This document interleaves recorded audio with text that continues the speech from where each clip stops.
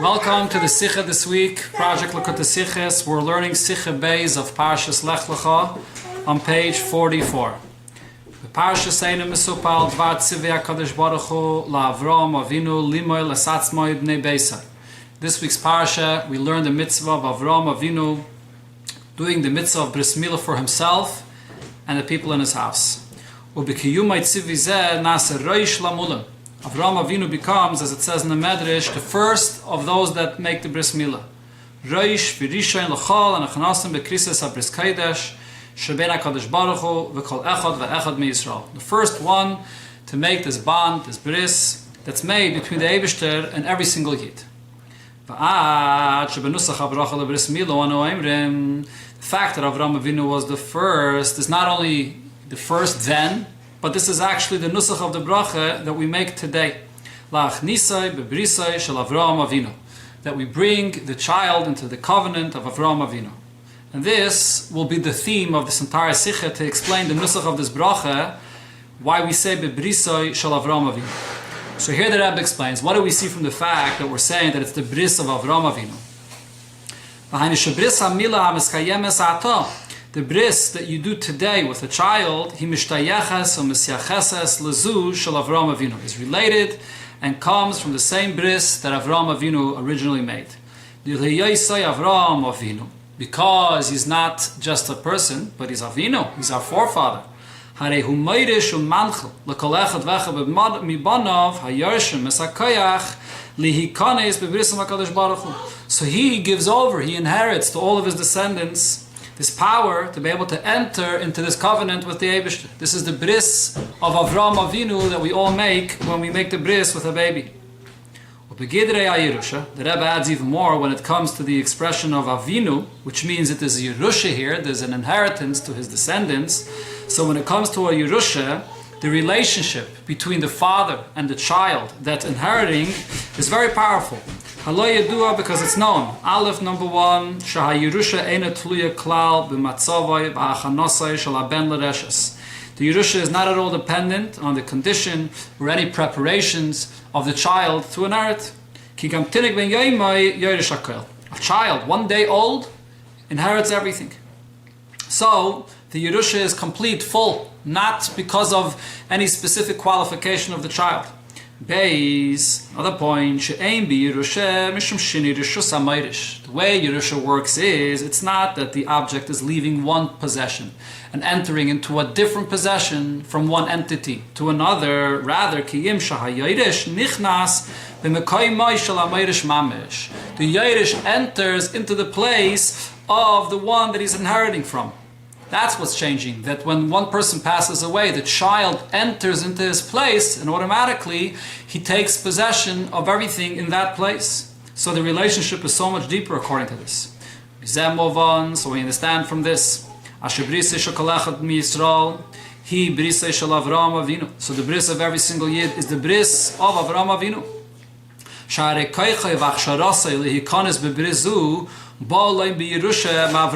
The ability of a Yid, the preparation and the possibility of a Yid to enter into this bris with the Eibishter comes from Avram Avinu. So since one that inherits without looking at his specific condition, nichnas kanal, enters into the place of the Meirish himself, in Kain are bris shaloi, he brisay shel Avram Avinu. So the bris that's made with every child, with every Yid, is this very same bris that every Yid enters into that place that Avram Avinu had when he made the bris with the Eibishter. Every Yid gets that koyach and enters into the same place of Avram Avinu. That's why we make the bracha la'achnisai bebrisai shel Avram Avinu. However, the Rebbe says there's a question here. Harambam kosav bebir mitzvazu. The Rambam in Pirush HaMishnayos, this is a well-known Rambam in Perek Zayin of Chulin, where the Rambam writes regarding the mitzvah of Milah as follows. Ein onu molin mipnei she'Avram Avinu alav hashalom mal atzmei v'anshe beisai. We do not fulfill the mitzvah of Bris Milah because Avram Avinu made the bris himself with the people of his house. Elo mipnei, rather, why are we doing the mitzvah of bris today? Mipnei she'HaKadosh Baruch Hu tziva isanu al yedei Moshe Rabbeinu shani moel.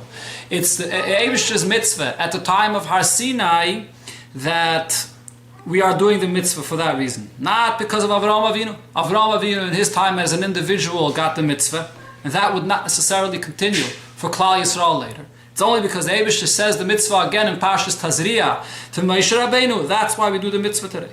Hare move on. So we understand from this the Avshak Koyach Lakiyim Mitzvahs Mila Nitten B'Yerushim Avraham Avinu. Although the power, as the Rebbe explained before, the ability to enter into a covenant, the bris is not just a physical action, but the ability for the effect of the bris to enter into this bris with the Eibishter is an inheritance from Avraham Avinu.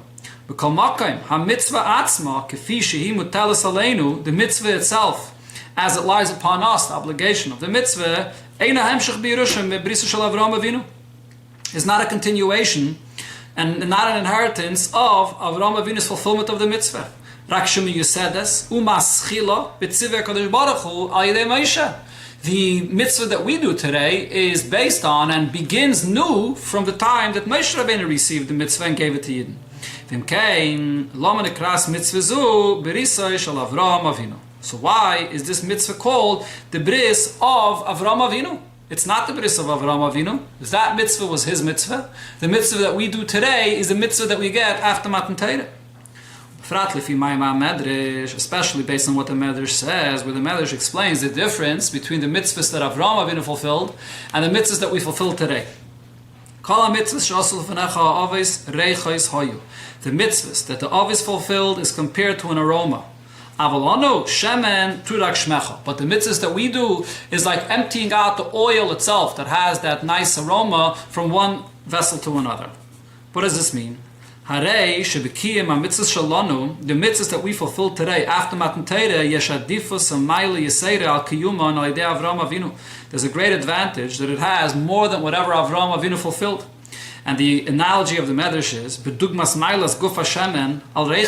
it's like the advantage of having the oil itself over just the aroma of the oil. In Cain, if that's the case, how can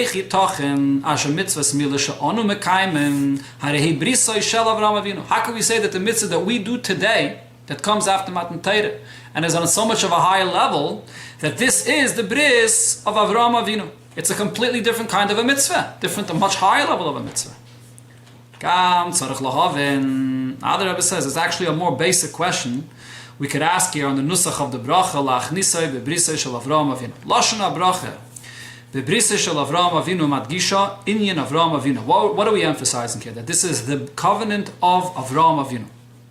Ulachayre adif yaisel lahadgish sha'abrisim HaKadosh Baruch Hu. Wouldn't it be more important to emphasize the fact that this is a covenant with the Eibishter? Dahainu lahachnisai bebris im HaKadosh Baruch Hu, to enter into a bris with the Eibishter. Why mention at all the first one that made the bris, Avraham Avinu, that brought this bris into the world? And true, Avraham Avinu was the first, and he empowers us to enter into this covenant. But wouldn't it be more appropriate to say more directly what the theme of the bris is? The theme of the bris is to enter into a covenant with the Eibishter himself. So to get a deeper understanding of the nusach of the bracha, la'achnisai bebrisai shel Avraham Avinu, the Rebbe gives an introduction here. The Alter Rebbe says in Shulchan Aruch as follows: Ashet chilas knisas nefesh zu akdosha, the beginning of the entrance of the holy nefesh of a yid, he happens when? B'mitzvahs milah, by the time of the mitzvah of milah. Move on. So there's an obvious question here. Gam koydem leidas hatinik, even before a child is born, b'yosei b'mei ima, in his mother's womb, melamden oisei kol haTorah kula, he's being taught the entire Torah. What does this mean? So even before he's born, he has a holy neshama learning Torah. That's who's learning the entire Torah in his mother's womb. If so, how does this fit with what the Alter Rebbe says? That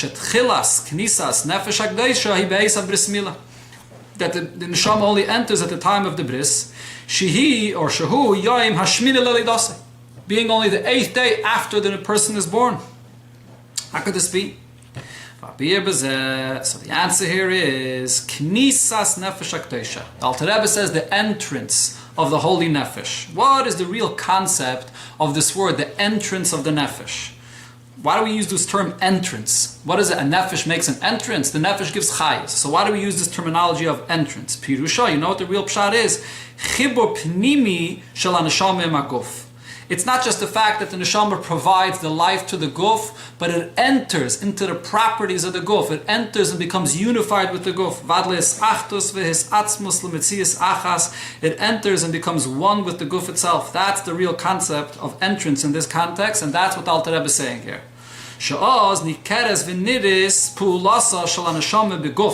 It enters and it becomes one entity with the guf itself, so much so that you see the life of the neshama in the guf itself.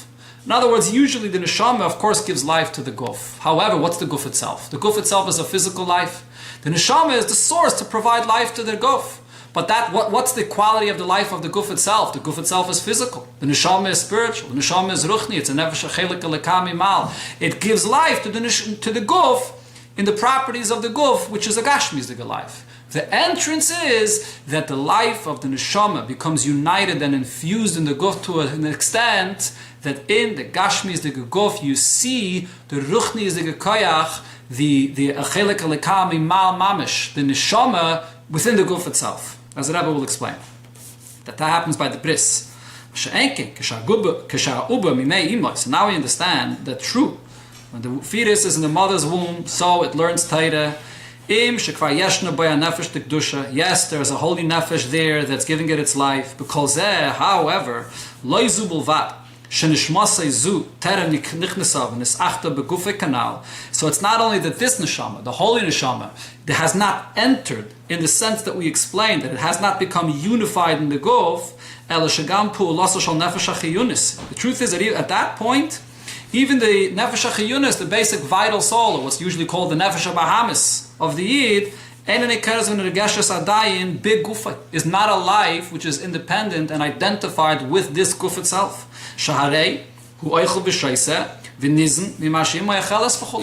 The baby is eating from what the mother eats. He doesn't eat independently and he doesn't have his own life. So at that point there is life there, but that life is not identified with the fetus. It's the mother's life which is being provided to the baby.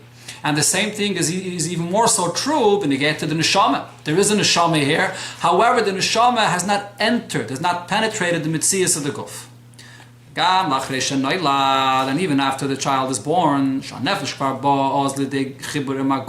so here you see an independent guf that now has its own life that's become unified with the body. What do you see in the existence of the body of a baby? You don't see the effect and the unity that it has with its neshama. Because at that point, the reason is because at that point, the neshama, which is the source of its life, is still concealed. It's still makiftik. All we see is the physical life, the vital life that the neshama has.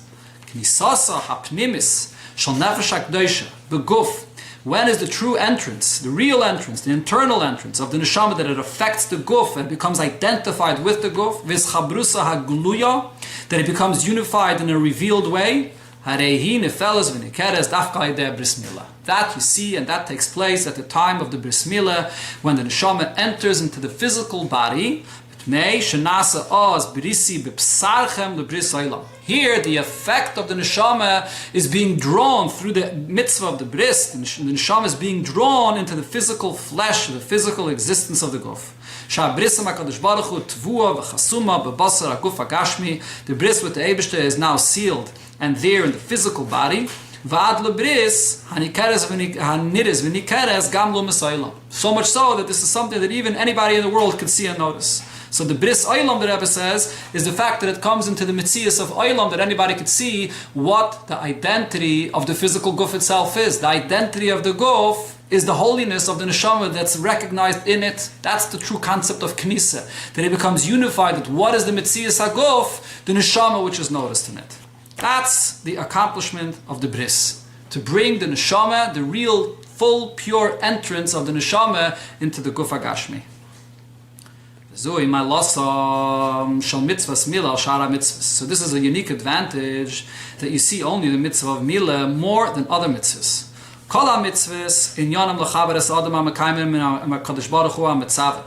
All mitzvahs, the theme of the mitzvah is to connect the person fulfilling the mitzvah with the commander. Mitzvah, lashon tzavsa v'chibur. A mitzvah means connection. Aval, ein chibur zeh niker beguf hamakayim ha-mitzvah. The chibur that takes place, the tzavsa v'chibur that takes place when you fulfill a mitzvah is not recognized in the physical hand or the physical activity, the physical guf of the person.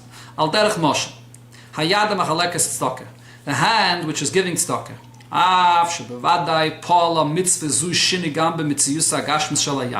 If this hand fulfilled this mitzvah, the fulfillment of the mitzvah creates a connection and has an impact on the hand itself.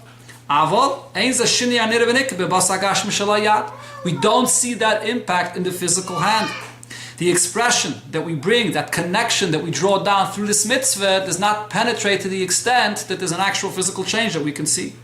Which is not true when it comes to the mitzvah of milah. The mitzvah of milah is stamped in the physical body of the person.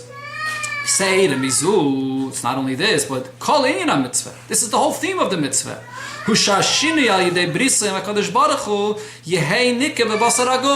That this change is taking place, this elevation that's taking place with the bris, with the Eibishter, should be dafki in the physical guf of the person. Le'enei basar, for anyone to notice. V'gam lumis ha'olam kanal, even a goy lahavla could notice this as well. That's the whole point of the mitzvah, the unique advantage of this mitzvah, to bring the connection even into the physical body, to draw down the life of the neshama, to become unified with the physical body of the person. This is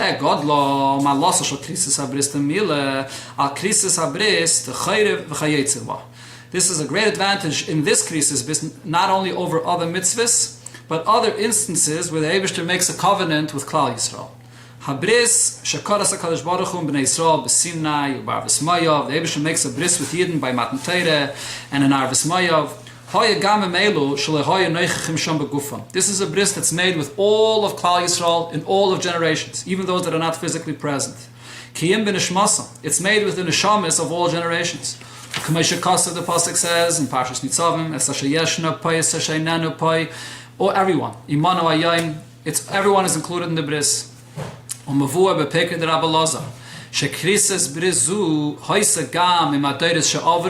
This covenant includes prior generations, and also future generations.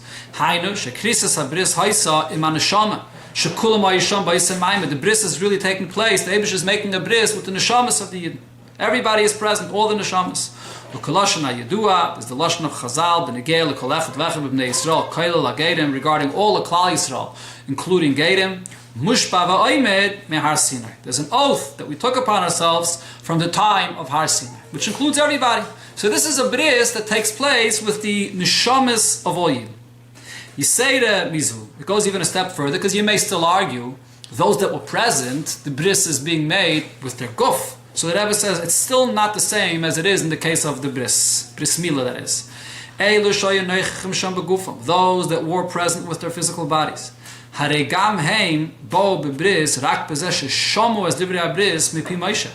bris made with them? They listen to the words that Moshe Rabbeinu tells them. How do you listen to something? It's the physical ears that you can have the sense of hearing to listen. So there is a physical limb in the body that's participating in this bris.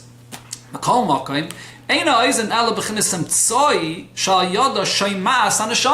the ear? The ear itself is a physical ear. The ear itself is not affected by the listening. The ear is just the opening to enter that the neshama should listen. For the sense of hearing that the neshama has, and the neshama listens to the message of Moshe Rabbeinu, but there's no bris that's affecting the physical ear itself. It's the neshama that's receiving the message through the ear. So we understand from this the bris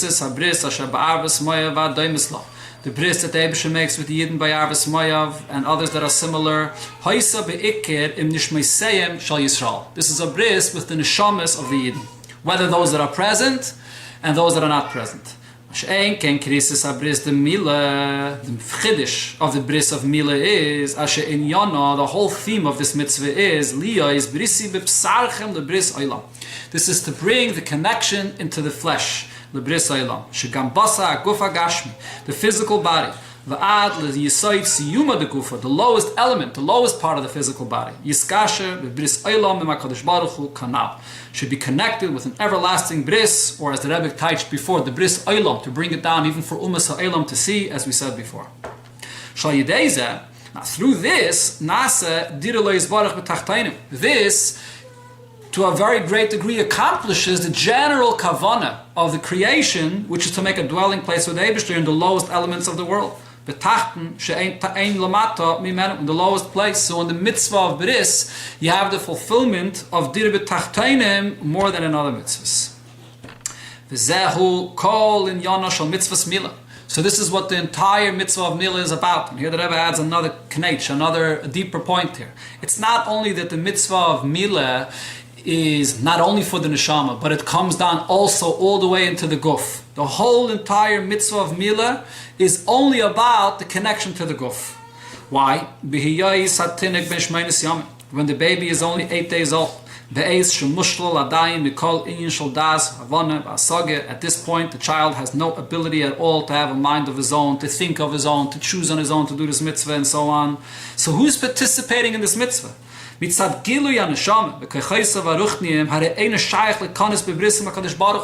revealed aspect of the neshama that would think, that would serve and do the mitzvah is not here, is not what the mitzvah of the bris is about. The Torah puts the mitzvah to be fulfilled at this age. As the Rebbe points out in the Ha'ara, whether the mitzvah is on the father or the child, either way, the fulfillment of the mitzvah is with the child at this age where the gilui of the neshama is not developed yet. The reason is shekol inyan abris milah. The whole entire point of the bris is ushabasar haguf hagashmi shaloi yiskashe bebris hakadosh baruch hu kanal. It's the physical flesh that's becoming connected to the Eibusher. That's what the bris is all about. And this is dafke, and even more so by a child of 8 days old. If you make the bris with someone at an older age, so then the bris is being made with a person that's thinking, with the revealed levels of his neshama, that he can connect in that way. But over here, because that's not developed yet, so the bris is being made, it's the essence of the neshama of the yid that's beyond the kaiches hagiluyim of the neshama. The essence of the neshama of the yid is being revealed and coming down into the physical part of the existence of the person. So now that we understand deeper what the bris is all about, the entrance of the neshama, the essence of the neshama that comes down into the lowest part of the person's body, into the guf hagashmi, so we can understand gam nusach habracha la'achnisai bebrisai shel Avram Avinu, that the nusach is dafke that we enter into the bris of Avram Avinu. And the Rebbe gives another short introduction here. The Priya Oretz. There's a Sefer Priya Oretz Harav Menachem Mendel Meharadok. Of Rav Menachem Mendel Haradoker, which was one of the teachers of the Alter Rebbe, a Talmud of the Magid. Muvueres ha'aflo shal nisayon ha'akeda ba'Avram Avinu. So there he explains the greatness of the nisayon of the akeda that Avram Avinu did. The imei yois shahabe mebnei Yisrael. You had over history many Yidden, Gama Noshim Pshutim, including simple individuals, B'meshach HaDeiris, Omdu B'nisayin HaMesiris Nefesh. They withstood a test of Mesiris Nefesh, Va'afilu B'doimel Lezu Shel Akeda, even similar to Akeda. Gama B'lisha Shom Hazeh Tzivim B'furish MaKadosh Baruch Hu Ba'atzmai. And seemingly with an advantage over Avram, because they did not hear a clear directive of the Eibusher to do so. Nevertheless, what Avraham Avinu did has a tremendous advantage. Adla Hafli, a great advantage. B'nisayon ha'akeda, we always mention the nisayon of ha'akeda that Avraham Avinu withstood. V'tamu, so the Rabbi Menachem Mendel Haradoker says the reason is Lefisha Avraham Avinu haya harishin. Avraham Avinu was the first. Sha'amad b'nisayon zu, he withstood this test the first. U'b'chol k'goinda. When it comes to something like this, to be the first one to withstand a test like this, when there's nobody that you could learn from or take energy from before you, this is a tremendous accomplishment. After Avraham Avinu already opened up the funnel, and he paved the road. This makes it easier for others to follow in his footsteps and do the same. They're following in his ways. So that's a tremendous advantage of Avraham Avinu, that he was the first with the Nisayan Akedah.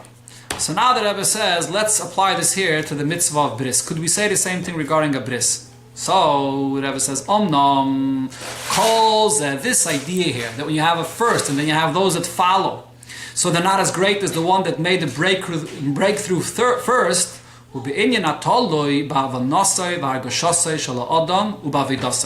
it comes to something that a person is fulfilling with his understanding, with his feelings, it's his choice that he's making, and he has to have that energy and that motivation to do so. In order for a person to have the strength, to have the energy, and to overcome all difficulties and whatever prevents him of doing this, so if he knows and he's aware and he feels, there's someone that came before you that did so. You already broke this through. Especially if it's someone close to you, if it's your own father that did so. And he opened up the pathway for himself and all Yidden. So this is a great assistance in your ability to follow in his footsteps and do the same. So this is with something when it takes from the person to make a decision with his avana, with his hergish, so he can go on the ways that he was shown from before. But when we're talking about something like over here, the bris milo, it's not the knowledge of the child, it's not the awareness of the child, it's not his action. There's a mitzvah taking place and being fulfilled in his body without his understanding, without his preparation. Especially a child. He has no shlita, no control over the kaiches that he has, the ruchnizige kaiches that he has, but they're not developed, they're not revealed. His seichel, his midas of his neshama, they're not revealed yet. They're not participating in making the decision for this mitzvah.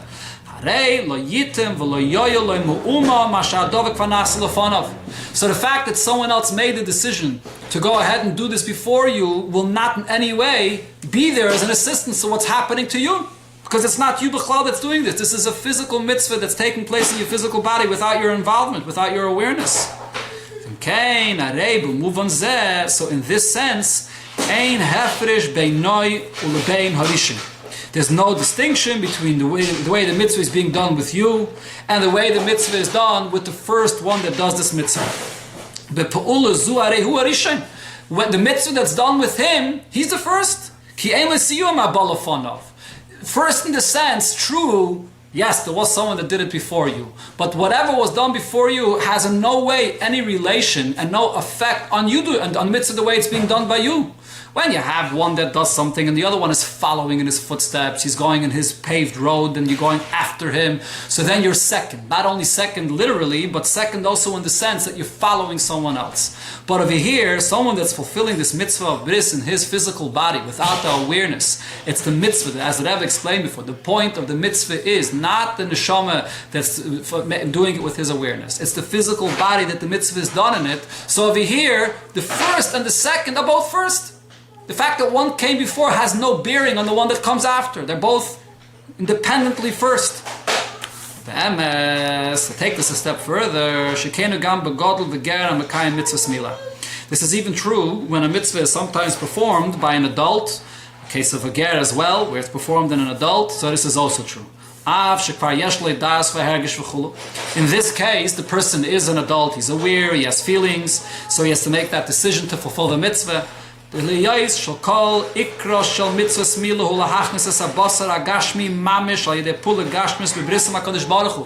the mitzvah itself? The point of the mitzvah is not your decision and the ruchnius that you give over to the Eibishter and involve in this covenant with the Eibishter. The point of the mitzvah, the fulfillment of the mitzvah, is the gashmi, is the physical body to be connected to the Eibishter. As we already explained before. As far as the actual bris itself,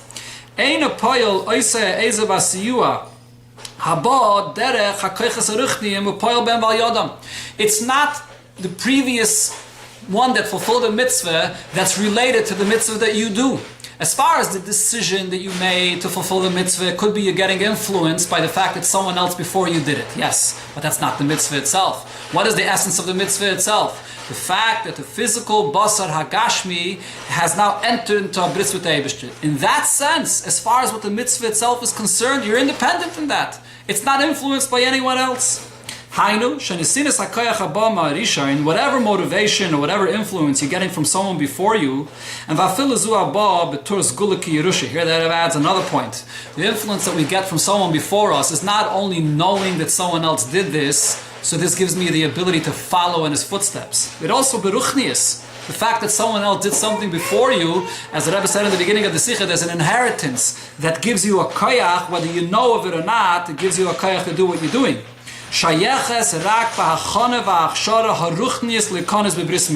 This is only relates to the preparation and the ruchni the aspect of the mitzvah. And here, there's the influence from before. There's the ruchni the kaiches that come from before.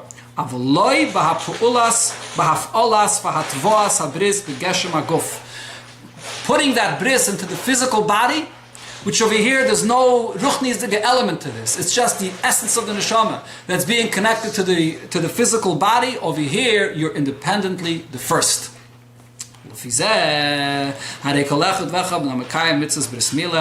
Anybody that fulfills the mitzvah of bris milah, ben cotton, ben gadol, whether you're a baby, whether you're an adult, you're independently the first in this sense. So now we come back and we can understand to emphasize the theme of what the mitzvah of bris is all about. We say it in the bracha that it's the bris of Avraham Avinu.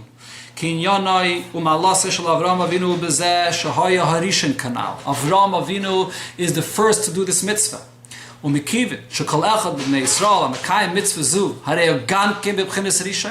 yid fulfilling the mitzvah is not following, is not influenced, but in the sense of the mitzvah that is the physical basar that's entering into the bris. He is the first.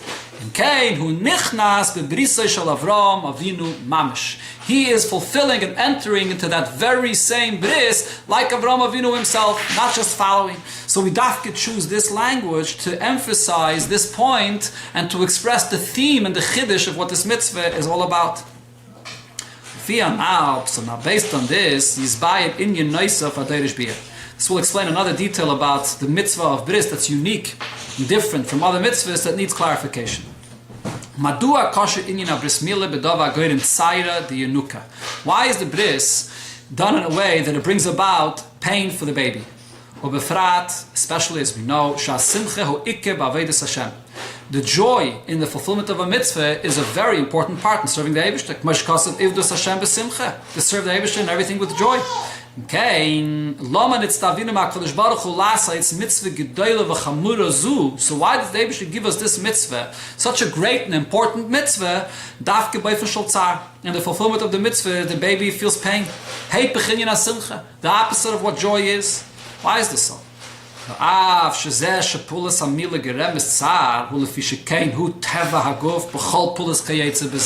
It's not that this mitzvah, in this action, specifically causes pain. This is the nature of the world b'chlal, that this would cause pain. Not that this mitzvah causes pain. This action b'chlal in a body causes pain. So this is just part of nature. It's a byproduct of the way the mitzvah is fulfilled. It's not necessarily the intention of what the mitzvah is supposed to accomplish. That pain doesn't have to be there, but it just happens to be because it's a physical action that causes always pain.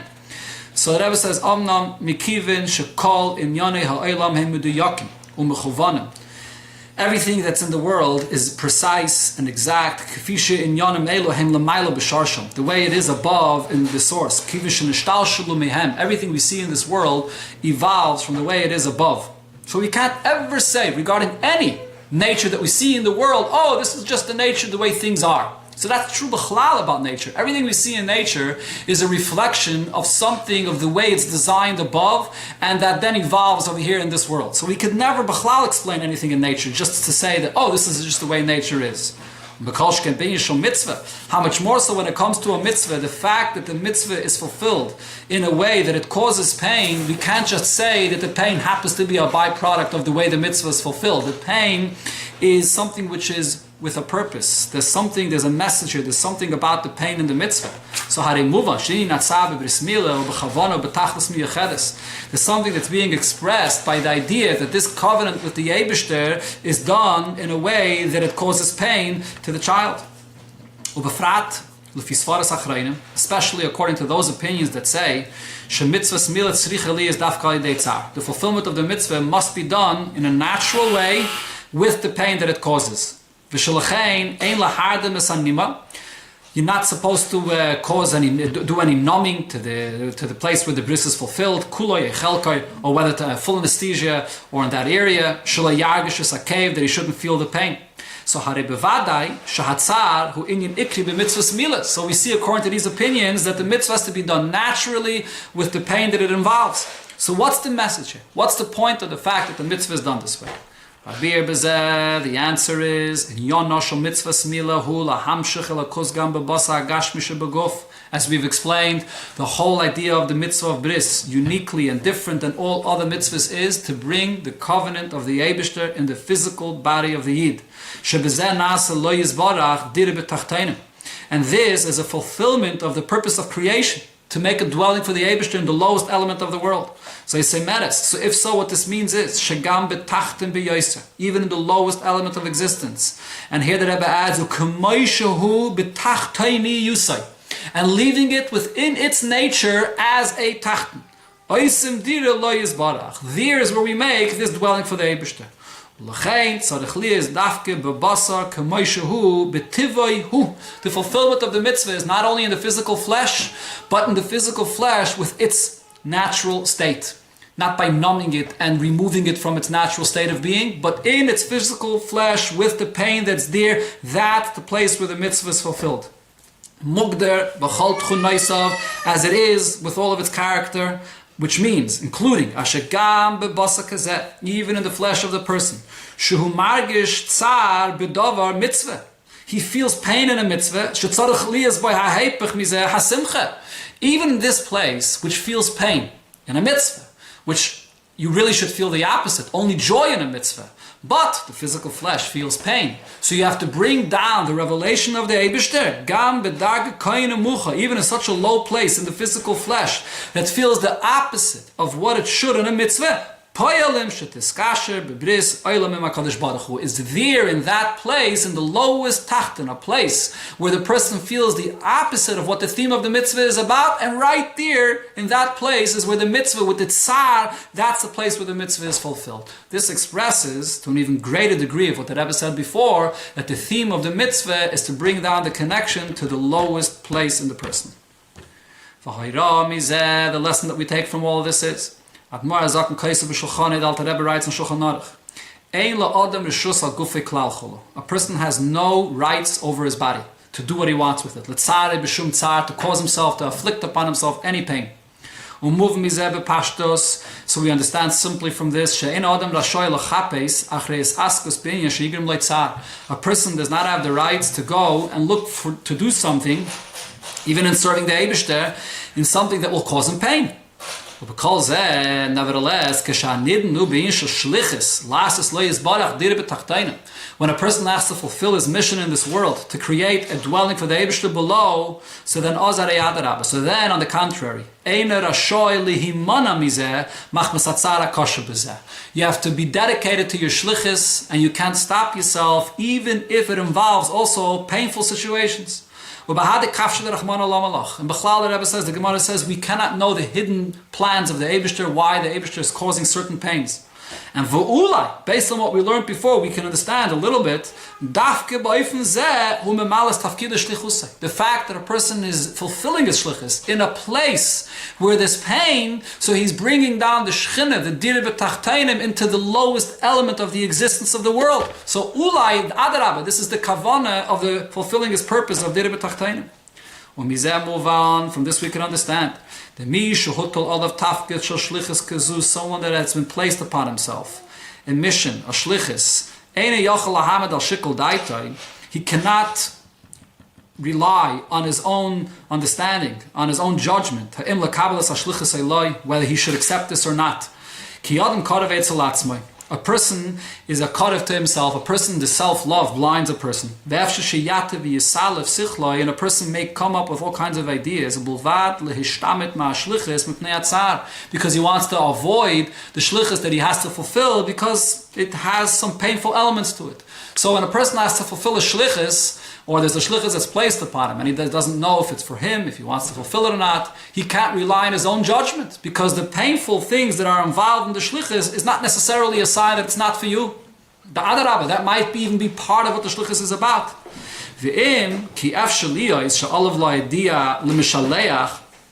Yes, it may be true that he has to go back to the one that sent him and let him know that my opinion, the opinion of the shliach is that he can share the facts that he has these reservations about the shlichus. The decision itself has to be the Mishalech's decision. The Mishalech is the one that can see and know whether this is your mission. And also keep in mind, the Mishalech has no ulterior motives. He wants you to fulfill your purpose in this world. And even if he sees whatever pain and suffering is involved, he knows what's good for you. And therefore, he's the one that you have to trust and go ahead with fulfilling the shlichus. Yadarab, on the contrary, when a person will dedicate himself with all of the keiches that he has to his shlichus. In addition to the main thing, that he has the koyach of the Mishalech, bevada yatzliach, he will most definitely fulfill, he will succeed in fulfilling his shlichus properly, and without any pain and suffering, but with joy and a glad heart, and will make a dwelling for the Eibishter in this world below. Just this week I heard from someone that was by the Rebbe in Yechidus, and he complained to the Rebbe about many difficulties that he was encountering in his shlichus, and he felt like he can't continue. And the Rebbe just asked him one question: "Was is mit the koyach ha-mishaleach?" So that's the message over here in the end of the Sicha, to take the koyach of the Mishaleach and fulfill our shlichus. And as the Rebbe concludes, it should be done b'li tzar v'yisurim and b'simcha of a tov levav.